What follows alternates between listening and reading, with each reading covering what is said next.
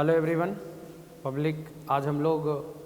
आज के इस वीडियो में हम लोग रिवर स्विमर रिलेटिव वेलोसिटी से जुड़ा हुआ एक टॉपिक हम लोग कवर करेंगे और problems related to river swimmer. मतलब अगर क्वेश्चन रिवर और स्विमर का सवाल दे दे पब्लिक तो हम लोग कैसे सवाल को बनाएंगे, और बहुत कम ही रिलेटिव वेलोसिटी का हम बहुत कम ही इस्तेमाल करके पब्लिक आपको एक आसान विधि बताते हैं। कभी भी river boat problem, river swimmer problem अगर इस टाइप से पूछे रिलेटिव वेलोसिटी में, फिजिक्स से जुड़ा हुआ है, तो कैसे हम लोग क्वेश्चन को हम लोग सॉल्व करेंगे पब्लिक, तो थोड़ा सा ध्यान रखेंगे। चलिए हम लोग स्टार्ट करते हैं।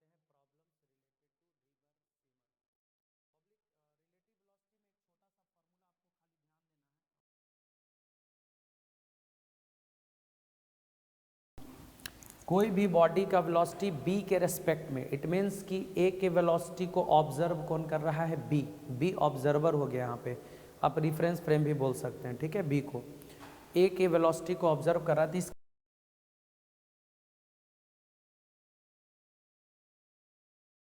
देंगे विथ रिस्पेक्ट टू ग्राउंड। यहाँ पे आप कोई भी यहाँ पे ग्राउंड की जगह पर आप सी डी कुछ भी दोनों में कॉमन होगा। मतलब ये फॉर्मूला आप लोग को ध्यान रखना है सिर्फ, लेकिन हम इसका इस्तेमाल नहीं करेंगे। वो डायरेक्ट आसान विधि से आप लोग को बताते हैं कैसे रिवर स्विमर का सवाल हम लोग सॉल्व करते हैं पब्लिक। चलिए स्टार्ट करते हैं। Problems related to river swimmer, problems related to river swimmer से जुड़ा हुआ प्रॉब्लम्स। सबसे पहले देख लीजिए पब्लिक, ये आपका एक रिवर है। जो रिवर का विड्थ दिया हुआ है आपका D be the width of the river. इसमें जो पानी फ्लो कर रहा है रिवर में, है ना, u के स्पीड से फ्लो कर रहा है, ठीक है। Velocity of river water with respect to ground, ठीक है। और ये d हो गया पब्लिक। एक स्विमर v वेलोसिटी से जंप करता है पब्लिक विथ रिस्पेक्ट टू रिवर। ये v जो दिया हुआ ना, velocity of swimmer with respect to the river दिया हुआ, ठीक है। v वेलोसिटी से जंप करता है, वो भी थीटा एंगल पर, वर्टिकल के साथ थीटा। आप चाहें तो यहाँ इसके साथ भी थीटा ले सकते हैं, रिवर फ्लो के साथ थीटा, लेकिन कोई दिक्कत नहीं है, वो भी लीजिए। यहाँ से भी वर्टिकल के साथ ही ले लीजिए, कोई दिक्कत नहीं है पब्लिक। वर्टिकल के साथ आप थीटा एंगल बना करके एक स्विमर जंप कर रहा है पब्लिक। यहाँ पर आप देखेंगे तो इस वेलोसिटी का दो कंपोनेंट होगा, ध्यान रखेंगे। पहले क्या क्या है वो लिख लेते हैं। डी क्या हो गया, डी क्या हो गया, width of the river. D क्या हो गया public, width of the river. ये जो डी है वो नदी का चौड़ाई है, और वी क्या है, velocity of swimmer with respect to the river.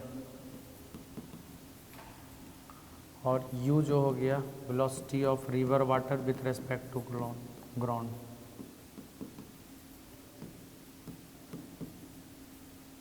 हाँ, उसका ज़रूरत नहीं पड़ेगा, नॉर्मल विधि से हम बता रहे हैं आप लोग। तो पब्लिक सबसे पहली बात, ये जब v वेलोसिटी से जंप किया स्विमर, तो इस वेलोसिटी का दो कंपोनेंट होगा पब्लिक। आप देखिए इधर थीटा सटा हुआ है, तो इधर वाला कंपोनेंट होगा कॉस में। थीटा सटा हुआ है तो इधर वाला कंपोनेंट क्या चीज़ में होगा, कॉस में। मतलब v का एक कंपोनेंट इधर की तरफ होगा, वो v कॉस थीटा होगा। और इधर थीटा सटा हुआ है तो कॉस में, हटा हुआ है तो इधर साइन में। मतलब थीटा सटा हुआ है तो कॉस में, हटा हुआ है तो साइन में। मतलब v का दो कंपोनेंट साइन और कॉस। पब्लिक अगर हम देखें वर्टिकल डायरेक्शन में वेलोसिटी, वर्टिकल वेलोसिटी मतलब इस डायरेक्शन में अगर वेलोसिटी की बात करें पब्लिक, इस डायरेक्शन में वेलोसिटी कितना हो जाएगा, v cos थीटा। और हॉरिजॉन्टल वेलोसिटी की अगर हम लोग बात करें हॉरिजॉन्टल वेलोसिटी की अगर हम लोग बात करें पब्लिक, तो हॉरिजॉन्टल डायरेक्शन वेलोसिटी देख लीजिए, यू से नदी उधर फ्लो कर रहा, भी साइन थीटा से इधर चल रहा है, मतलब हॉरिजॉन्टल में दो दो डायरेक्शन है वेलोसिटी का, एक उधर है पब्लिक यू और एक इधर है वी साइन थीटा। तो इस डायरेक्शन में दो है, u minus v sine theta, u minus v sine theta, उधर यू इधर वी साइन थीटा, उधर यू है इधर वी साइन थीटा है, तो u minus v sine theta होगा, u minus v sine theta होगा पब्लिक, ठीक है।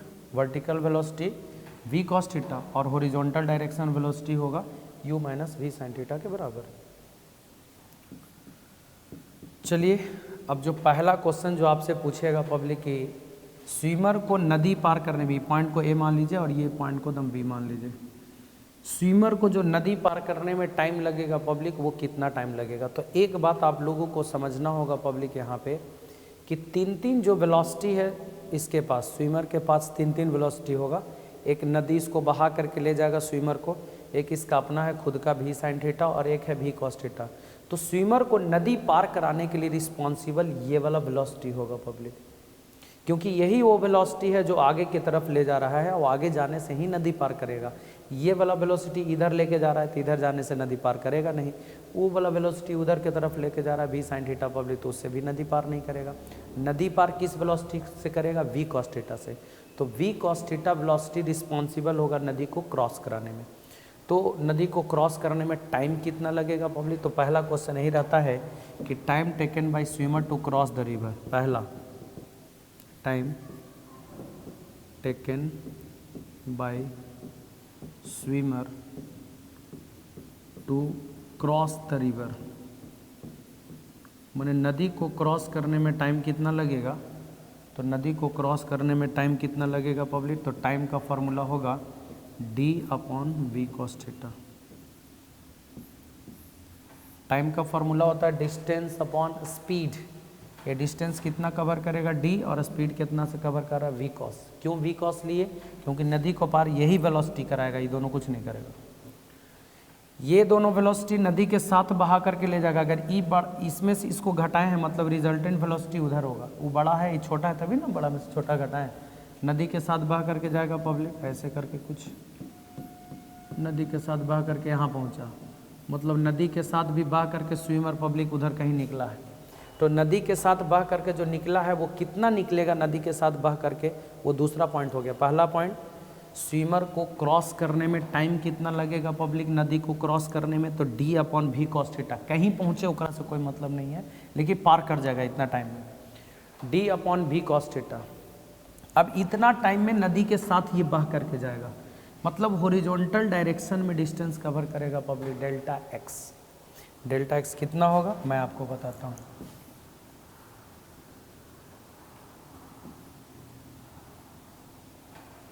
दूसरा point distance travelled by the swimmer along the river, माने नदी के साथ बह करके कितना जाएगा। तो नदी के साथ बह करके कितना जाएगा उसको बोलेंगे हम लोग डेल्टा x। नदी के साथ बह करके कितना जाएगा वो डेल्टा x, और डेल्टा x जो डिस्टेंस है पब्लिक यहाँ से यहाँ तक डेल्टा x है, अब देख लीजिए है ना, डेल्टा x है ना। तो जो डेल्टा x होगा पब्लिक डिस्टेंस है, और डिस्टेंस का फॉर्मूला होता है स्पीड इनटू टाइम। तो हॉरिजॉन्टल डायरेक्शन में स्पीड कितना है पब्लिक, देखिए यहाँ पे लेना है u minus v sine theta speed है, और इनटू टाइम कितना लगेगा पब्लिक, तो d upon v cos theta. तो डेल्टा x का जो वैल्यू आया वो कितना आया, u minus v sine theta into d बटा वी कॉस थीटा के बराबर ये डिस्टेंस आया।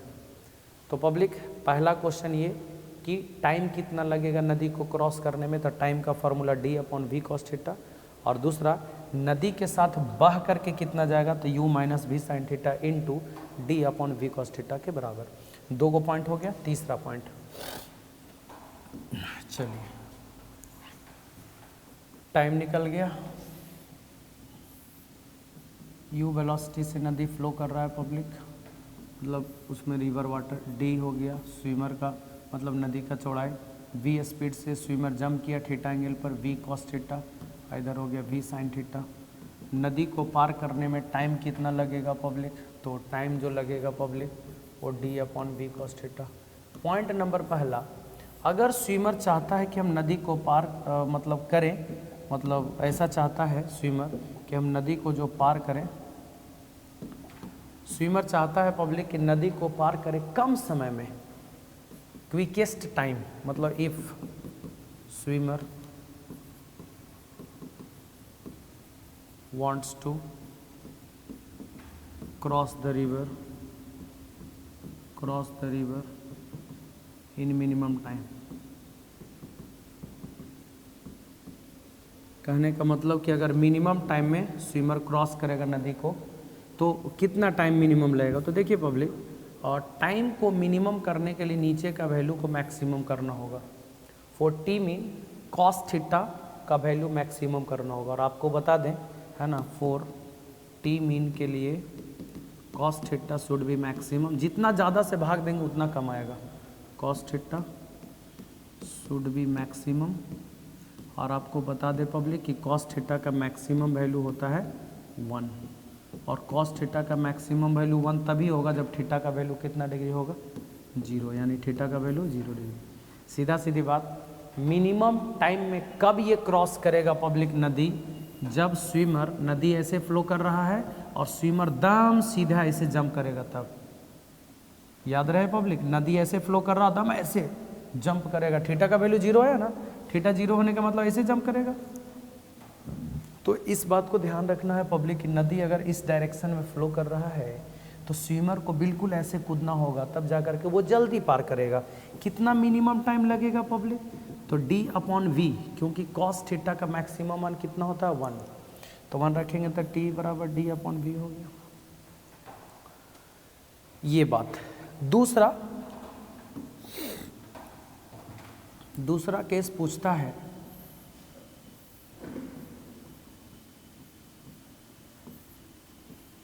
u वेलोसिटी से नदी में पानी फ्लो कर रहा है, d विड्थ हो गया, v वेलोसिटी से स्विमर थीटा एंगल पे जंप किया, v का 2 कंपोनेंट, v कॉस थीटा, इधर वाला कितना होगा पब्लिक, v साइन थीटा।